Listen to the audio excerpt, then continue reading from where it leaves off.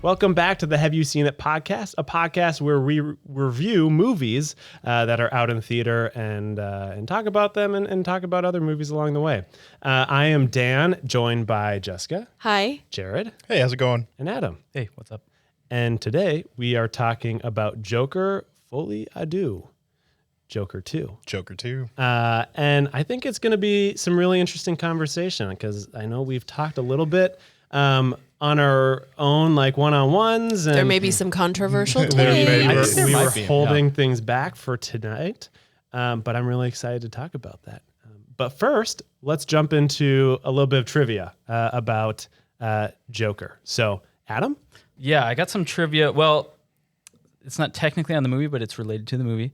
And I'm not going to have any multiple choice. So my question is, how many actors have played Joker in a live action movie? This is a good one. How many actors? And this will be fun to kind of like talk through it, see if you guys can you've got Jack Nicholson from Batman from 1989, right? So that's one. Deep cut. Yeah. live action only. live action All only. right. It would be way too hard if it was animated too. Heath Ledger. Yep, Heath Ledger. R.I.P. Yep. Joaquin Phoenix. So that's three. Who are we missing? There's got to be a fourth. Let's gotta be just one more. assume there's one more, so Yeah. 4. 4 or it 5. 4. Final answer. I feel like you can think about it a little bit more. You guys are not. There's more? It's- Yeah. dead. We're missing Okay, some? I'm going missing 5. some. Final answer. I'm gonna for me. go 6 because Wait, we said we didn't think hard enough. So live action. So the Batman TV show from the 50s that had Joker in it. So I'm just live action movie. Okay. So not TV shows. I'm going. Sure, I'll go in with Dan. 6. Why not? We'll go 6. You guys are right, but I don't like how you got to the answer. which two were we missing? Okay, so you got Jack Nicholson, Heath Ledger, Joaquin Phoenix were the Yep. obvious ones. Yep.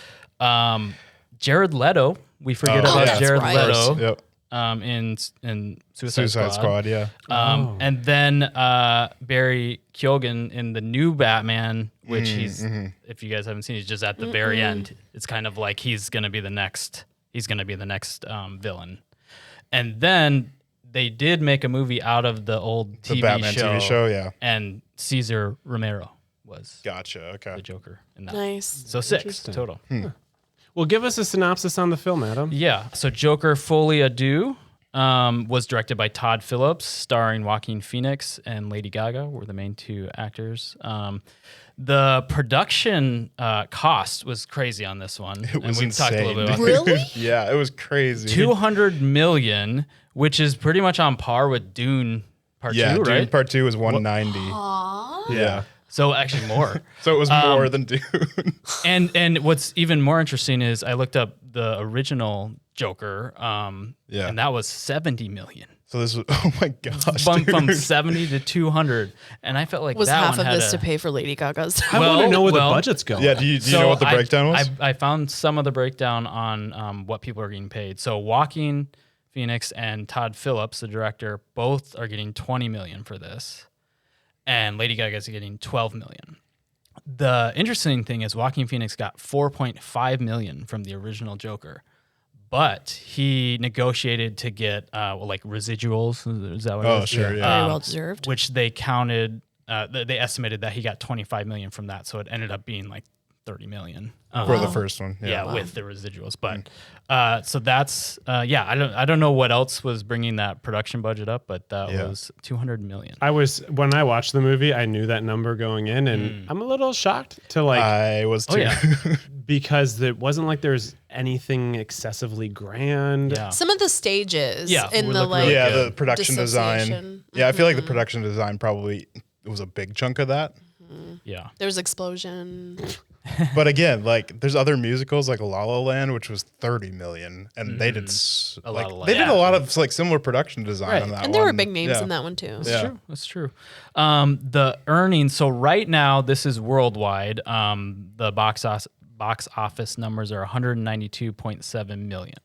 So they're right under what they paid for this. Although when I see numbers, they're always like, I also saw that it said 450 million was their break-even number. I don't know how they're figuring that out. Well, because there's 150 million They have in marketing costs, marketing. yeah. Oh, right. and all that then stuff. they also have to split like the revenue with the theaters, and so that's why they have to Yeah, something along the lines of that. Gotcha. So they said, 450 was like their break even. So they're far So from that. it's not even close. And US was like 50 million or something like that. Yeah. So it seemed Wow. like worldwide it was more successful than the US. Yeah. The synopsis for this film is struggling with his dual identity. Failed comedian Arthur Fleck meets the love of his life, Harley Quinn, while incarcerated at Arkham State Hospital. Dun dun. That's the log line? I mean, that's pretty much all we saw. That was I basically it. know. When I was watching the movie, I was like, what's the log line for this? Because I'm like trying to figure out like, what are we supposed to be watching right now? It's funny because I think if more people read this going in, they would understand like what they were getting into. But yeah, so that's what that is. Okay, interesting. So the budget was pretty high, and they're not even close to making that back. Yeah. What were people's general takes? I mean, Why don't you start? well, Or do you want to? I think my general take was, let me get my paper out.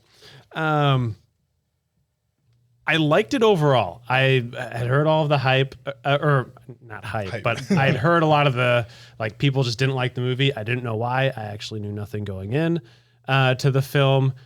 I was thinking I didn't like it because it just didn't feel like there was, it didn't feel like much was happening in terms of like, it just felt very kind of flat. And it's such a long movie. I'm like, where are we going with this? What's happening? And then it felt like we're building, and I assume that this is about like the Joker becoming the Joker and him, battling between, is he Arthur? Is he Joker? And we're going to watch him fully embrace the Joker. And then we get to the end and Reminder, we're trying not to do spoilers. Just throw that out there. But we can save spoilers for the end if we want to do it, because I think this movie would be valuable to talk about. I think so. Let's wait till our deeper conversation, because I want to talk about the end. Yeah. But the end made me like it. So okay. I think overall it wasn't as gripping as the first one. Yeah. I didn't feel nearly as much for Arthur as we watched his demise like in Spiral in the first one. But I really enjoyed what they did with the end and the just general, I don't know. I disagree with that. I feel like this one made me feel more for Arthur than the first one. I'll do my take. Yeah. Basically, I think this was a completely different take on the Joker. It's a portrayal that is so humanly raw that you can't look away. And I thought that they mostly did a great job. Was it like the best movie I've ever seen? No. Is it for everybody? No. I also had different expectations going into it, but I think most people probably thought that this was going to be like the predictable Hollywood Joker, especially throwing in the Lady Gaga and the musical score. Like, people were probably expecting like glitzy Hollywood glam or like chaos. And that's why everybody was in a tizzy about it not being good, because if we're being really honest, this was a disturbing and kind of sad film. This was not a like, feel good action thriller, which is probably where people felt a little bit let down. I thought it was really complicated. It was uncomfortable at times, and I feel like that's why it made me feel a lot more for Arthur on like a human level. It puts you into his shoes, in the shoes of somebody that is so clearly haunted and just was not given the help that he needed for so long. It's not for everybody, but even though it wasn't what I expected, I will give them their flowers. Like, that was my take. Yeah. So you both enjoyed it. I did. Yeah. But mainly just because of the ending, and I was feeling frustrated throughout most of the movie until the end. Gotcha. And then I was like, okay, I think I enjoyed that. Okay. Yeah, it was a little slow, and I feel like sometimes when things are slow, most people are like, okay, come on, especially in this day and age when we have like the attention span of a squirrel. Right. 5 seconds. But that was one of the things that I told Dan, like, it was slow, but it was intentional, and I think it was needed because it Right. puts you in that headspace with him, and it gets dark, I thought they did that part really well. Let's dive deeper on that. Yeah, we more, can but talk more in a I little want to bit, hear yeah. your two thoughts, Yeah, but I so- want to talk more about So that. I can go next. So like I was similar to you, Dan. I think overall is like going in, I'd already, like I'd seen it 3 weeks after or 2 weeks after it came out, so I already heard all the negative publicity about it. People just were not happy. It was the impression that I had going in, and I actually really enjoyed it too.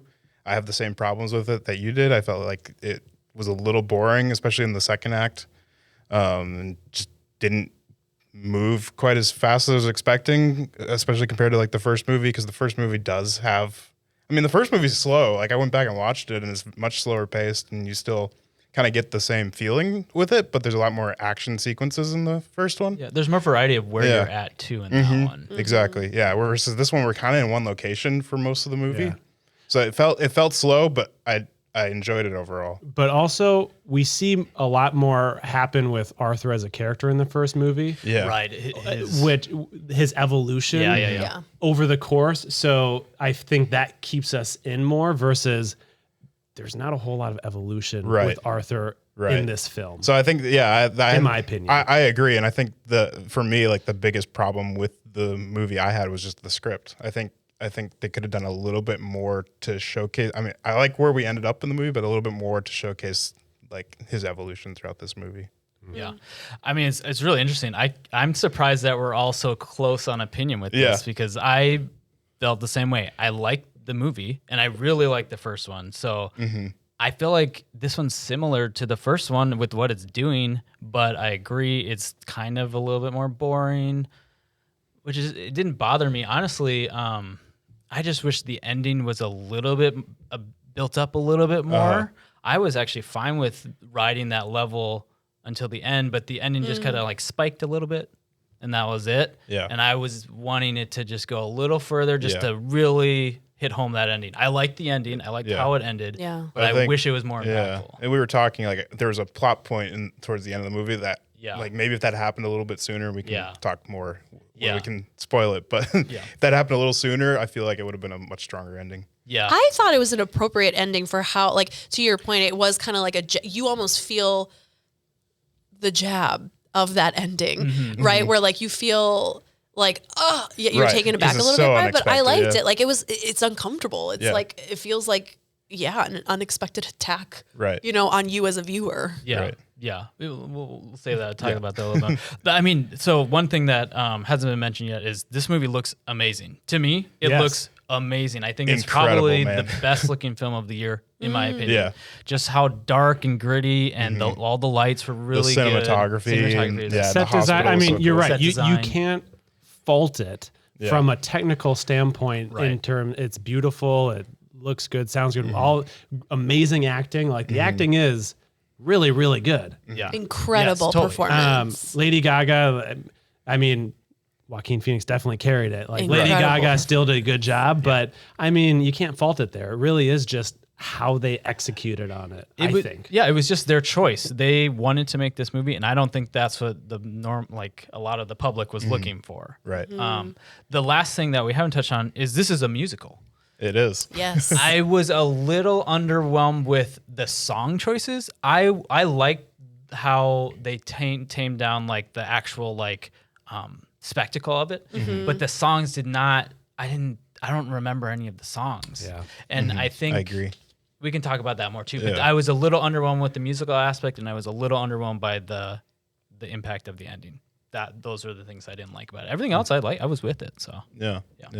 Well, before we dive deep, should we tackle another trivia? Yeah, I can go for one. So since we were just talking about musical, or it being a musical, my trivia question is: one of the musical sets from the film was reused from what previous musical? Oh, seriously? Yes. So A is La La Land, B is The Greatest Showman, C is West Side Story, or D is Hamilton. And you get bonus points if you know what the set was. It's got to be more towards the end or like the second half. At least that's what I think. Yeah. Well, because most of the sets were in the prison or like almost just looked like a stage. Yeah. You know? I don't think it's Greatest Showman. I'm gonna guess La La Land. I'm gonna guess West Side Story. It just has that Yeah. vibe. I think you're right. I'm with Adam. West Side Story? Yeah. It was The Greatest Showman. What? Yeah, it was the rooftop set from Greatest Showman. They reused it. When were they on the rooftop? Like towards the towards the middle of the movie. Gotcha. I can't remember. Why did they go on the rooftop in this movie? Well, it was like It on was the like stage. It was like part of the stage in the movie. So they weren't actually on a rooftop. Gotcha. Because that's the thing is it all felt like it was on like a sound stage. But I mean that was the point of it. I see what you're saying. Okay. Okay. Interesting. There we go. Well, I kind of want to talk about the musical aspect since we're talking musicals. I want to dive into that. I mean, did people like what was happening with the musical? I think as I was reading online, there's a lot of people who thought it fell flat, who just thought it didn't work. This is supposed to be like a villain film. Why do we have musical going on? It feels very out of place, but I digged it. I liked it. I liked aspects of it. I agree with Adam. Like none of the songs, I can't name a single one from the movie. Like none of them were very memorable. Right. The sequences themselves were very memorable. Yeah. You kind of have two different things going on. You've got like the musicals in real life, just to say, and then some of the musicals in Joker's head, right? Right. The fantasy version. So I kind of like what they did with that. But for me, like the fantasy musical numbers like kind of felt out of place, or like I don't know, something with the pacing was weird to me when they would cut to the musicals inside his head. Or I feel like they did that maybe one too many times. Well, I also couldn't you also say the ones that happen while he's in the prison? I mean, that's still fantasy. Right. It's still fantasy. Yeah. Like, Yeah, there is a line that it's hard to tell if what's happening is actually happening or if it's all in his head. I like the concept of it. I think Joker and a musical thing actually works. I could see him doing it, as a character. Right. I like the concept. I like that their singing was shitty. Yeah. Especially, I imagine Lady Gaga probably maybe had a hard time with that. There was a moment where I was like, "Oh, I can." That now her real voice is coming out, and then she kind of brought it back. Yeah. when she was on the piano and she's like kicking up in the air doing her concert performance. Yep. There she is. For me, it was really just the song choices, and I believe I assume they're like older songs from actual musicals. Is that right? Do we know that? That's what it sounded like. It felt like that to me. So I looked it up. All of the songs that they used were just like hits from the 60s. That's what they sounded like. Yeah, they weren't like musical stuff. Oh, they weren't Gotcha. musicals. They were just hits. Okay. As somebody that's not into musicals, I liked the way they did it. I'm not a musical person. I think a lot of the times it is so cheesy and it actually turns me off. I liked the way that they used it in this and that it wasn't meant to be entertaining. Right. Like it wasn't meant to be, to your point, a catchy song that you're going to sing in the car, right? Like play the whole album after you watch the movie. I feel like it added a degree of being able to like peel the veil back a little bit into how these characters are thinking and like the mental space that they're in. Right. I like that piece, that it wasn't meant to be some like catchy thing that you're going to remember from the movie. But that's just me as somebody that doesn't really like And I went back and musicals. looked and like when when Arthur is singing, like the lyrics he's using are very, very much about like his current like point of view state, during mental state during the movie. Oh, that was one of the things. Versus Lady Gaga, versus Lee, like she's always singing about like what she's hoping to accomplish, basically. Yeah. Getting to know Arthur and bringing out the Joker in him, basically. Yeah, And I that's thought that was great. really cool. That was like, despite them not being super memorable, that was a cool like way to kind of bring the musical pieces into like the actual character arcs. Yeah, that's a really good observation, Jared, actually. The one of my things that I thought was really memorable was, I guess I won't give a spoiler, but there's a phone call that Arthur makes to Lee, and that song, I mean, I was almost in tears. It was so harrowing and like tragic and heartbreaking. I mean, and to me, it wasn't the singing, but it was like the word. I don't know. I felt like that part was so memorable for me. And this super vulnerable moment that you're seeing where, reality is hitting for both of them. I agree. I think maybe it was that song and then the song where they were like talking to each other on the other side of the glass, like she was visiting. There were a couple of songs where I was like, okay, this is like firing on all cylinders. I just felt like the other songs didn't hit that point. And again, I'm not saying I want like I don't want to go have to listen to the soundtrack after. I'm just saying like while I'm watching the movie, the songs are not impacting me like I feel like I want them to. Right. That's more. I like the idea. I like the concept of it. But Yeah, I like the And also thinking back, most of their interaction, Lee and Arthur, wasn't most of it in a musical, or no? Decent amount of it was. Good amount. They talked It to each wasn't all other of it. after the music class first off in the hallway. But it's almost like when they're a musical, it's the Joker, and I felt like and their romance happened in music because it's this whole fantasy, right? Right.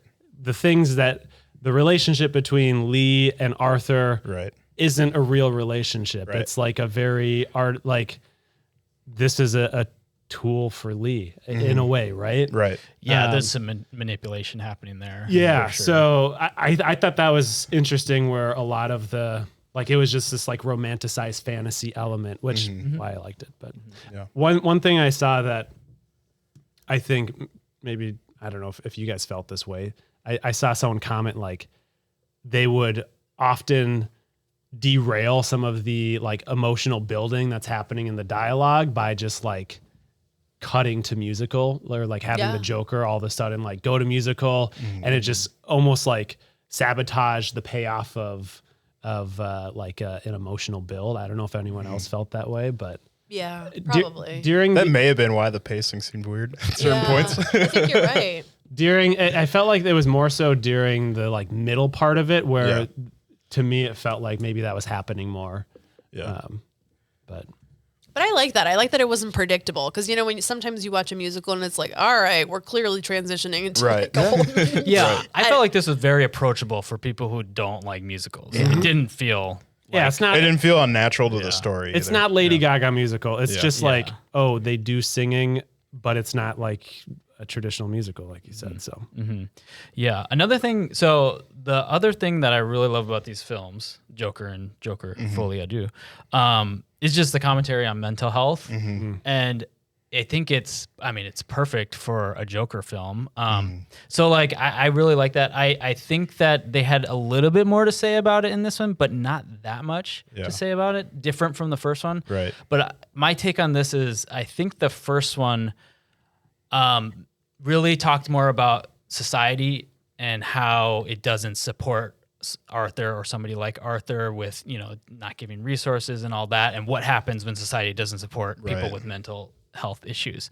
That felt like the main thing for the first one. This one put a little bit more like responsibility on Arthur, and at some point in this movie he says, it's my fault too. Like, so that It's was the not one thing just that society. Yeah. that was the one thing that I liked that it added about the mental health, but everything else felt kind of like we already kind of talked about all that. Like with the guards being mean to him and all that. Like, It's just more of the same. it was a little more, that's fine. Like it should be in here, but I liked all that, but I wish we treaded a little bit more different territory than we've already covered. Again, that kind of goes into the script, and I had a few, I had issues with the motivation at the end. I felt like they just could have built that a little bit more, because it all at the very end of the movie, like all of a sudden, like back to back to back, all these things happen to him.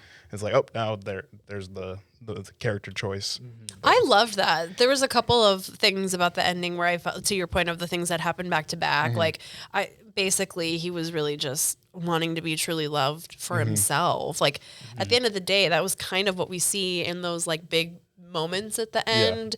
And what could have been really predictable, I think, choices for how he would react in those big moments were not what you would expect. So I thought that was really well done. Yeah, I just wish they would have built it a little bit more, because I get what they were trying to do. And I think that might be the point where really fans of the Joker, that character, are getting upset, because I think the decision that Arthur makes in the courtroom, with his final speech, maybe they're not thinking Joker would make that decision. Right. And I think it's accurate, because I almost think that this Joker he's not the Joker that we've seen. Right. And there's other things to suggest that too. But I like that, like what you said, it was unexpected. And I like that they made the decision that Arthur made. I'm trying to not spoil things a little bit, but I like the decision that he makes. And I was fine with it, but I could see. I feel like that's probably why people were really disappointed when it first came out. I could see really big fans might not like that. But that was my impression too, is like they're not trying to do that, the way you'd expect based on the comics. Yeah, definitely. you had a lot of good thoughts on mental illness, and when we were talking the other day, and why that made this such a good film and their exploration with it. I thought, I mean, basically what I was saying is that I think because of a lot of the storyline of Arthur being obviously like this split personality, like coping mechanism type of narrative that we see in this movie, like as somebody that like follows true crime and like knows a little bit about this from like in my professional job, like what I do and what I've been exposed to, it's interesting. And it's like, I feel like even more emotional because I have some of that like context going into it. But I thought it was really interesting the way that like sometimes, you know, the scariest part about some of these villains is that like there isn't a reason, there isn't a rhyme or reason. Obviously, we learn a little bit more about his background and like what help he didn't get when he was younger, but it is really part of the fascination, I think, of true crime and villains. Like, how could somebody get to that point? What would make somebody kill someone, right? Is that we're so curious, like, what has to happen to a person to get there? And I don't remember where I saw this, but it's basically like, I feel like we were watching something. It's like a Game of Thrones thing too. I'm watching that, so that's like top of mind. Where they're saying like sometimes there isn't a reason, and that's like worse when you can't When it's math just out like, like where is this evil coming unexpected from? completely, yeah. Because that is the Joker's character is that, and we see that in The Dark Knight because that line is like the Joker, he's the one that just wants to burn it down and you know Yeah. Create like chaos. Create chaos, When yeah. he like Yeah. burns the money pile. So I think that's why people are upset because that's the Joker they know. This is not that. This Yeah. is a realistic Joker. What would Right. happen if a real person has struggle with these things? exactly. So yeah, it's just a totally different character than Right. what people. Well, and I don't know. I guess I think with the spoiler alert, now I feel like we have to. we can jump into spoilers now. Yeah, let's do it. But if you're jumping away, come back to the end. See, that's the hard thing. They got to figure out when to come back. Just but- skip a minute or two. Yeah. So, I don't know. I feel like what the film was saying is the Joker is not a person. The Joker is an idea. Right. Yeah. Yeah. Because what we think is we have these preconceived notions of who the Joker is. Arthur is just Arthur. Yes. And then society clung on to the parts that they wanted to Yeah. and ran with it. And that's what Lee is. Like, I mean, interestingly, Lee created the Joker. Right. And I don't know. If we want to assume the guy who, all right, here's a spoiler, killed Arthur at the very end, Right. is the Joker because he cuts his cheeks. So you have to assume he's supposed to be the guy who Heath Ledger plays. Like, Lee created that. I don't say think that that's Lee created technically. it, but I don't think that's technically supposed to be Heath Ledger's Joker, though. You don't think so? I thought it was. You could take that, but I could see people thinking that, but I don't think that was the point of the director. I see. I don't know. Is my opinion. Interesting. I just think it was a way to hint at like, okay, this is somebody else who's. I agree with you, taking the idea of the Joker, and now he's gonna be the new voice of that movement, really, almost. Yeah. So I agree with everything you're saying. Like, it feels like it's more of an idea that's spreading, Right. And then it ends up killing Arthur. That idea that he created, whether he wanted to or not, is Ends up being his downfall. Yeah. Yeah. So And I mean, like that was the kind of where we ended in the first movie too, right? Is like he's creating That's this true. movement, and like it was pretty clear at the end of the first, because I went back and watched it too, but pretty clear at the end of the first one that it was supposed to be more of the idea of it versus like the specific character. right. I also think it's an interesting commentary on like that people ascribe meaning to what they want to see, right? Like if you're talking about modern day, how that happens with influencers or celebrities, it is this idea or this picture of what you want to ascribe to that person or what they stand for, right? And like you could even make the argument that like that ties into cancel culture and like what we see happen at the end when Yeah. people are like right, walking out of the courtroom when he's Yeah. like, I just want to be like, listen, this is, Yeah. I want to be loved for me, not because I'm this idea of what you think Right. anarchy or I don't know is. And so I don't know. I thought that was an interesting tie for me. So Yeah. I saw something from Todd Phillips, and he was talking about how in the movie they had Lee. Every time she interacted with Arthur, she never called him by his name. It was always Joker. Joker. Until the very last scene. Yeah, that's an interesting comparison to like influencer to this because he he became famous, whether he tried to or not, and then he's like, I don't want this. Right. I don't want this power. Right. I don't want this responsibility. Right. And I think it was probably enticing in the beginning that he could have this escapism because he was, feeling loved maybe by all the adoration he was receiving. And so when it finally hits and he realizes, like, after he goes back to jail after that big day in the courtroom, and he realizes, like, this isn't actually, like, this escapism isn't going to actually save me from my reality. Right. It isn't actually what I need. Yeah. What did you guys feel about, how did you like the courtroom aspect of it, the trial? Like, it's kind of long, and there's like, they kind of just keep going back to it. Did you guys like that or not? I felt like it was too long. It could have been shorter. I felt like it was mainly just kind of like, there was nothing new brought up necessarily throughout the scenes, where it was Until more so the just end. until the end, Yeah. But it was mostly just kind of a recap of the first movie for a good majority of it, where I felt like it could have been sped up a little bit. Right. There was a little bit of like, because they're like interviewing people and like kind of just recapping. Yeah, there was a little bit of that. Well, there were some, like, pivotal moments, right, where, like, the decisions that he makes to represent himself and kind of Yes, the that was great. Puddles Which was that was a Gary? great scene. Influence. Yeah. Is it Gary? Gary Puddles, Gary yeah. Puddles. Yeah, that was, I like that scene. I really like that scene because I feel like that's when he makes his turn. Right. That was the exactly. moment Is that that fair to broke say? him, I would Yeah. think. Okay. Yeah. So that was good. Yeah. No, I liked it. Again, I wish it was leading to something a little bit. But it like feels like it's leading to something bigger, and then it kind of like wipes that away, and then he's back in prison, and it's like, oh. Right. I know. That's actually when he was like, okay, I'm not going to be the Joker. I was like, what the heck did I just spend 2 hours watching this for then? Right. So I was actually I was about to be like, yeah, that was not a good film. And then the ending changed my mind. Yeah. Well, there was controversy online about that scene where he goes back and then the police officers. Oh, I wasn't talking about that one. No, but I know, yeah. but I'm saying, like, there's to your point, people are arguing that scene where he's being maltreated, to put it very lightly, Right. is what it like takes that Joker out of him, especially because they also end up like doing his friend really dirty, and he's hearing them like torturing him too.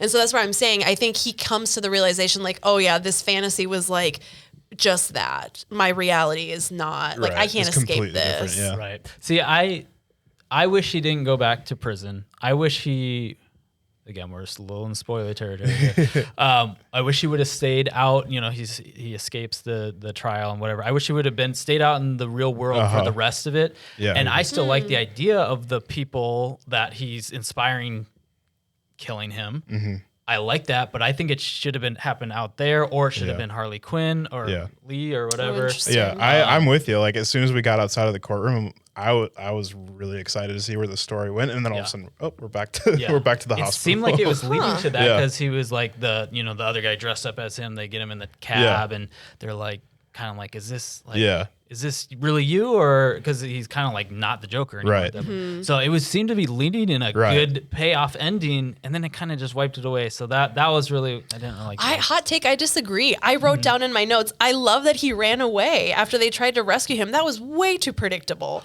to end it there with him being like excited about being rescued, or maybe even if he wasn't excited, and to your point, like somebody else executes that ending. Yeah.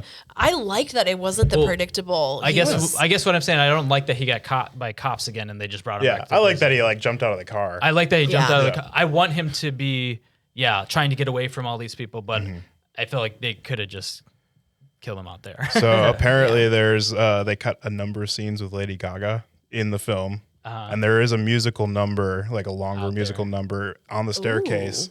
So people are like contemplating, was there a Joker ending to the film? And there might have been. What do you mean by Wait, Joker what? ending? Like, was there an ending where like basically it ended on the staircase and we don't and- go back to the hospital? I did find that interesting, the staircase like representing Joker, and it brought us back to the first movie. Like that was the one where he was dancing down, and Yeah. That's why it should have climaxed right there. That should have been the pivotal moment. Yeah, and like the musical number, you can watch it online. It seemed like it was the was the hinting at finale, that? like it was ending it. Interesting. Yeah. But speaking of funny Lady Gaga, I wrote down a couple funny moments. I thought it was so funny that Lady Gaga like was playing a fangirl, especially when they were in the courtroom. Yeah. And she was like kind of mewing. I remember that It too. was so funny to me. And then I also thought it was hilarious when she's smoking and she's visiting him in jail, and Lady Gaga says, I'm pregnant. I don't know if you guys have ever watched that Nick Kroll show called Publicity. Oh my God. It's hilarious. There's this hilarious, it's like a skit show that Nick Kroll did called Publicity, where he plays a woman, and then there's an episode where she goes, I'm pregnant. And then it's like this ridiculous Valley Girl skit. It reminded me of that when she like out of nowhere goes, I'm pregnant. If you know, you know.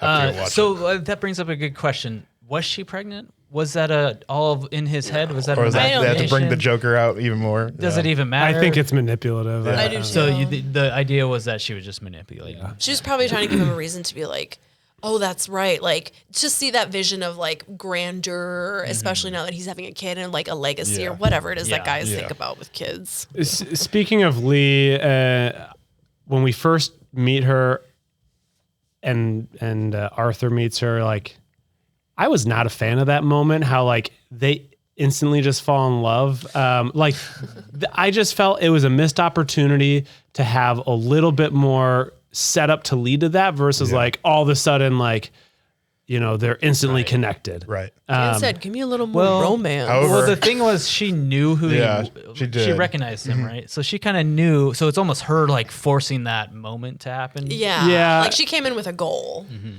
Yeah. Or is it like an unreliable narrator type situation too, where like what we're seeing is more so what he's thinking is happening? I don't know. And I guess, I mean, maybe it makes sense because he's an incel. All of a sudden he has a woman who is like in love with him. And so, and he's depressed, whatever. And so he just falls in love instantly. I just felt like that whole moment where they come together, it just happens so fast. And all of a sudden, like, Dan wanted a little more romance. I just wanted there to be wooing. another, A build-up to it, some build up beat, for them to. But this is what I said to you about create a that. I do connection think that like we when care you're about. in the mind space that he was in such a dark space. Yeah. Like you see at the very end the thematic conflict of he's like, I just want to be loved. Basically, Here's my thing. I think my biggest thing is there was no reason to care about their relationship. Like they could have done something to like make it where we felt more invested. Like, oh, okay, whatever. Like, you know, we like this, or we're excited about this, or something. I don't know. It's just like, like a forbidden love type of thing. But I don't know, just because of what we know about that character is that she was manipulating him. So I almost don't. I think they're trying to key you in as an audience member that she's actually not. She doesn't care about him. Yeah. So But I felt like if they started with more of a romance, you're saying maybe that would have been that more betrayal impactful. would have been more impactful, yeah, exactly. Like it just felt like a missed opportunity. Yeah. To create more complexity throughout the film. Yeah. No. I'm I kind of think with that's fair. Adam. Yeah. Yeah, I don't feel that Disagree? conflicted That's fine. about it. Yeah. That's fine. No worries. I mean, I do feel like, I did struggle with Lee's character a little bit. I mean, we figure out what her motivation. I was almost halfway through. I was like, she's not real. She's just in his head. But then we do see other scenes with her, like talking to reporters and things. Again, they cut a number of scenes of her from the film. Yeah. I would have maybe been more interested if she was just in his head and somehow we Could be. realize that. I mean, because there's a scene where he's in isolation or solitary. Yeah, And she she just comes walks walking in. Yeah. And at that point, I'm like, this can't be real. Yeah, I thought the same thing. Yeah. So then from there on, I was like, so is she real? Is she not real? I don't know. They don't really say. They don't say. That's okay. Yeah. But Why do we think this flopped? I think people had expectations going into it. Like I said, that it was this glitz.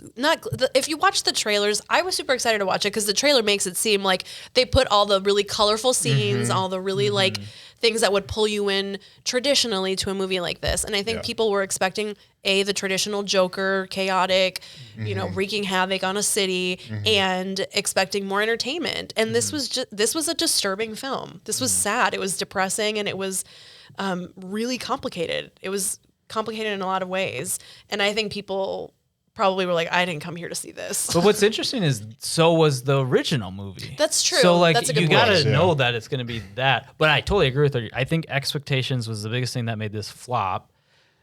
And I do think it's just a little boring. Yeah. Sometimes I'm not saying But why I hate is that, it but- boring? So Because I don't think it escalates. I don't think it builds enough to that ending. I don't think it just kind of I don't know. because I agree. I think it's boring. I think it's boring because there is, it's just this bleak, dark, depressing film that is a real bummer. We just see him get like, he's just this human punching bag throughout the whole thing. And there's absolutely no reason for us to root for him, for us to like him. In my opinion, I don't think so. I don't know. I was like, what are we rooting for? We're rooting for Arthur to figure out that Joker is gonna get him killed. The lawyer plays that role. Right. Of being like, this is a man that needs serious help. He needs to be in a hospital for somebody that's mentally ill. And so, and maybe that's like, as the Joker, I feel like that's what I didn't want him to like get help and figure himself out. Like I want him to figure out that he's a Joker. I don't know. It just is like, it didn't feel like there was what enough you're saying is why it flopped. Like people wanted to see him become the Joker at the end. Right. Exactly. It was a much more human approach, right? Which is why I liked it. That's why I'm saying I think it flopped, because it's just bleak, dark, depressing. It's not going to get the general public, and it doesn't go down the route of what we expected for the Joker. I think what Adam said actually was probably the best way to wrap this whole thing together, is that it was literally, and what I was saying earlier about it being unpredictable in some moments, it's because it was really modeled to be realistic. Like if this was a real person, this is what would happen. Yeah.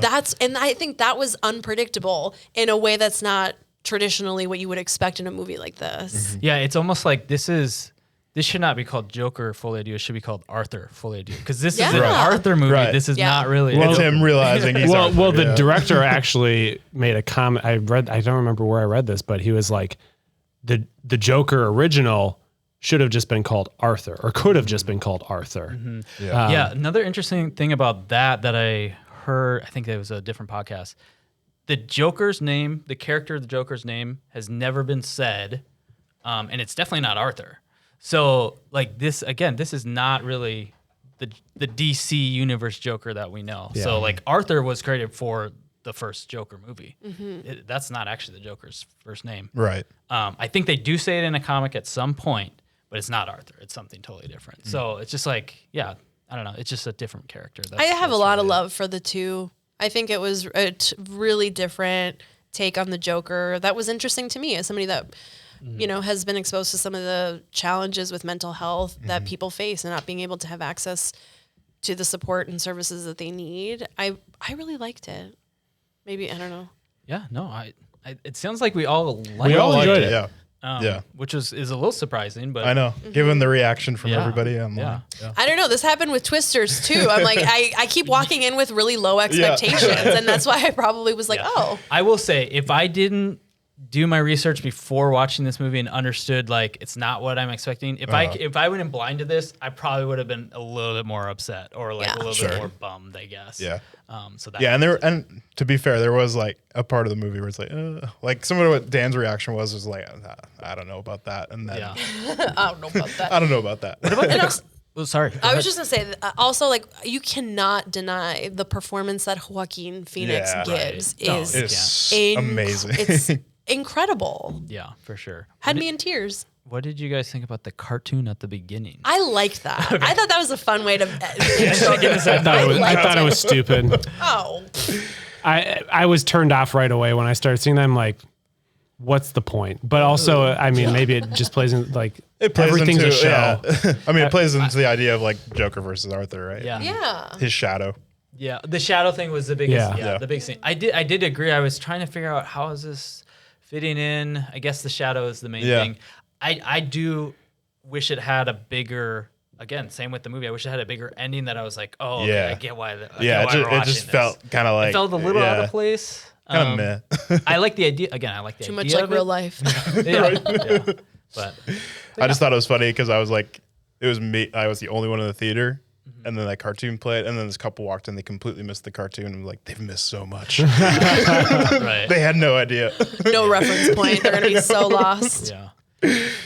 Last thing I wanted to mention was I was kind of curious if it was always a plan to make this film, after the first Joker. Yeah. And it's the Joaquin Phoenix and Todd Phillips seems like they're kind of like heading all these two films. Yeah. They said that the first one was supposed to be a standalone. That's always what it was supposed to be.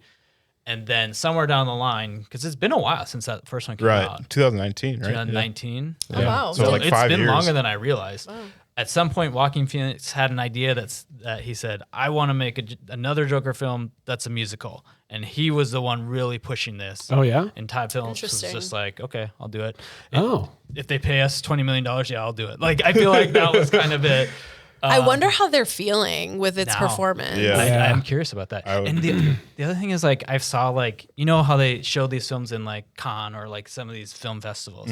The first thing I saw of reactions of this was a 10-minute standing ovation at Cannes for this film. Yeah, and well, that's just all that's what they bullshit. always It's do. just like, That's what they always do. It's funny. And then they showed them, and Joaquin Phoenix is clearly like, get me out of here. I don't, because he clearly is somebody who is a brilliant artist. He's kind of like a Kurt Cobain type of person. Yeah. Honestly, he's a brilliant artist, but he doesn't really like being looked at and being in the Recognized for limelight. it. I Yeah. love that about him. I totally Yeah. do. Yeah, but yeah. Anyway, I'm like, same dude. Can relate. Should we do? Well, do you have trivia, Jess? Movie shout out.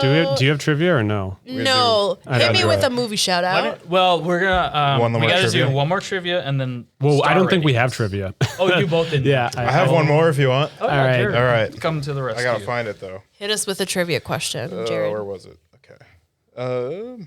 All right. So the other one I have is which actors in this film previously appeared together in the 2004 film The Village?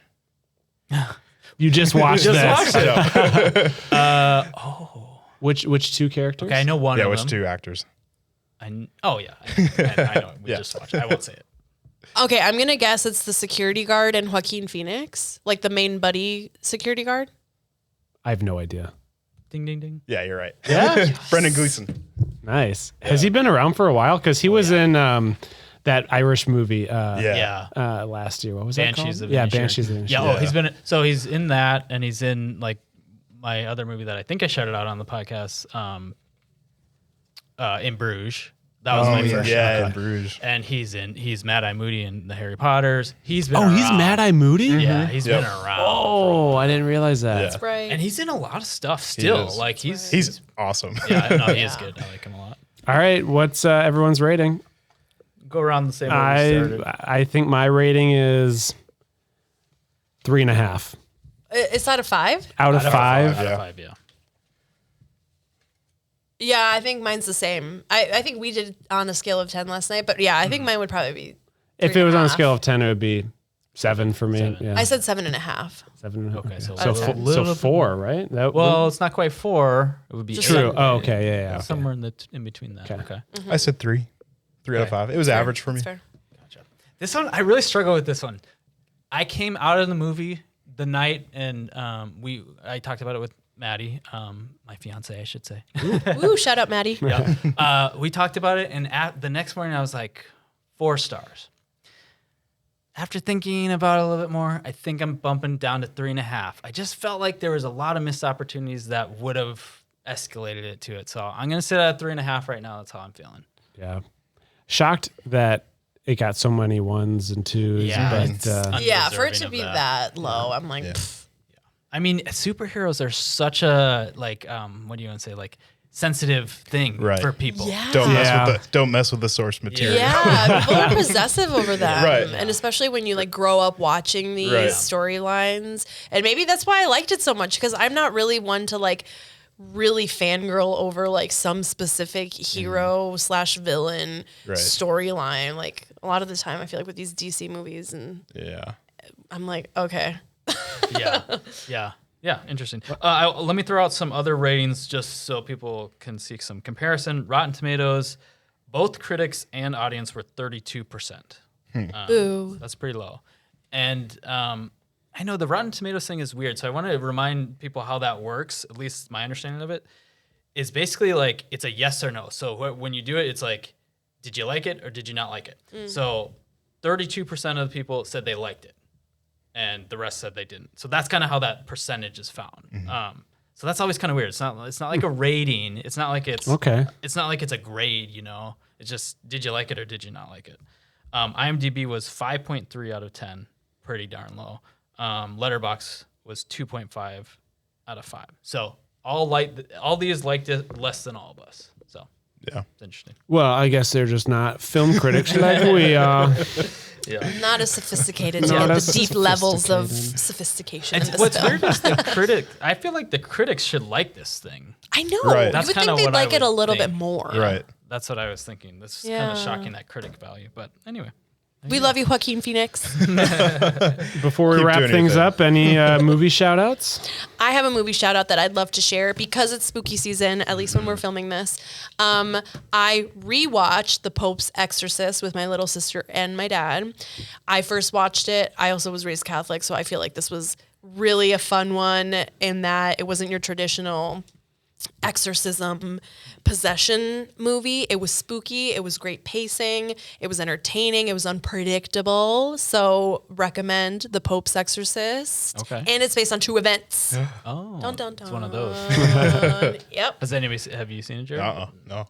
I have not seen it either. Who's the guy that plays the guy that is the lead actor is really famous and he's amazing. He does such a good role in this. You might have to look it up. He's like the beautiful mind guy. Oh yeah. Okay. Yeah. Gladiator, right? Yeah. Russell Crowe? Russell Crowe. Is it? Is Russell I don't Crowe know. in it? Maybe I'm dumb. need Maybe to it's fact not. check that. Russell Crowe's in The Pope's Exorcist? I'm pretty sure. I'll double check. Take a look. He might look like he might be the knock. Me and Jared were talking about knockoff actors were. who look like other actors, because the lawyer in this, Right. I got Catherine confused. Keener, right? Yeah. It is Yeah. Russell Crowe. it is Russell Crowe. He's in it, huh? He plays an Italian exorcist. Really? Yeah. Wow. Interesting. I He does an amazing job. Yeah, I mean, Wow. he's awesome in everything. Yeah. Yeah. Okay. Anyway, I can do my shout out. My shout out is also a spooky season Halloween movie. So for the first time, I watched Christine, which is. Oh, do you like this one? I'll let Or you do you hate finish. this one? I'll let you finish. She hates this one. No, I grew up watching Christine. okay. Oh, really? So for people who don't know, Christine is a Stephen King book that was created into a movie by John Carpenter. So I don't know if I knew that back when I first heard about it. If I knew that John Carpenter directed it, maybe I would have been more excited to watch it. But basically the idea is this high schooler gets a car, like a Cadillac or something, I don't know, some sort of car. And it kind of possesses him and he starts to turn evil and the car is killing people and he's killing people. Which sounds kind of silly, but man, the execution was good. It was really good. Oh It my worked so God, well. good to know it holds up. It I'm going to have does to hold- rewatch it. That was the other thing is, when was Is this this thing from the made? 80s? It's Yeah. old. Yeah. I was like, man, the technique of filmmaking was way above its Dude. time. Really? John is a Carpenter movies, throwback for sure. especially, man. They're so cool. Really, really good.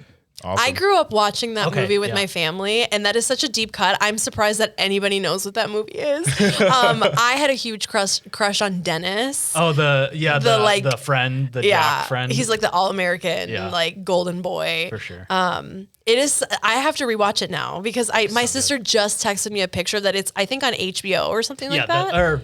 Did On I Max? show it on HBO? I can't remember. It might be Yeah. something a different platform, but she Yeah. texted it to me. She was like, "Do you guys remember this movie?" And it took me all the way back to when I was like 8 years old. I don't know. I was really little watching that Yeah. movie. The nostalgia. It's amazing. Oh, and I do want to shout out my cousin who recommended this to me, Angel. She is a huge horror buff.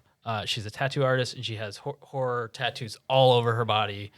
Nightmare for Elm Street, all of them. Cool. I'm sure she has all of them. So just shout out to Angel for Shout out recommending Angel. that. You're so Oh, so she spooky. recommended Yeah, Christine. I asked her for a big list of horror movies because I've been trying to beef that up because I don't always watch a lot of horror movies. So. yeah. Oh, so Angel's cool. Oh, she's cool. Going down the the train of thought of spooky. I just watched Scream for the first time the other week, so I want to shout that one out because that was fun and funny and just seeing a classic, especially like the movie Scary Movie. Like all the references that were in that movie, and now like just it was a lot of fun. Yeah, that is a fun movie. Just the way it was, I mean, similar to Scary Movie, but I think it does an even better job of just deconstructing horror movies. Yeah, so well. I thought it was so funny. Yeah. I didn't realize it was going to be like a comedy. Yeah. Like a comedy horror. Oh, that makes it even better. Or a satire, yeah. My recommendation is not a scary movie. I mean, I have scary movies. Oh, I thought that was the title. No. Not a scary movie. Not a scary movie. No, I went with superhero movies. Okay, to just that's fair. stick with the Joker theme. So I'm recommending Unbreakable, which is my favorite superhero movie of all time. Never heard of You it. guys Never seen it. No. Bruce Willis is in it and Samuel L. Jackson, and it's awesome. It's like probably the most realistic superhero Yeah, movie totally. ever made. I feel What like year was it made? 2004, 2003. Yeah, it's 2002. a M Night Shyamalan Yeah, movie. early 2000s. Ooh. But it's Yeah. kind of one of his earlier ones Yeah. that kind of fell under the radar. A little bit, yeah. He made it after Sixth Sense. It was like his movie after that. Yeah. All right. Really, really good. Right, yeah. Oh, I totally agree with you on Yeah. that one. I love that movie. That's so good. We'll have to watch it. Yeah. Lots of great recommendations. I hope everyone watches those. And that wraps up everything with the podcast today, right? Yeah, definitely. Yeah, it's some great conversation.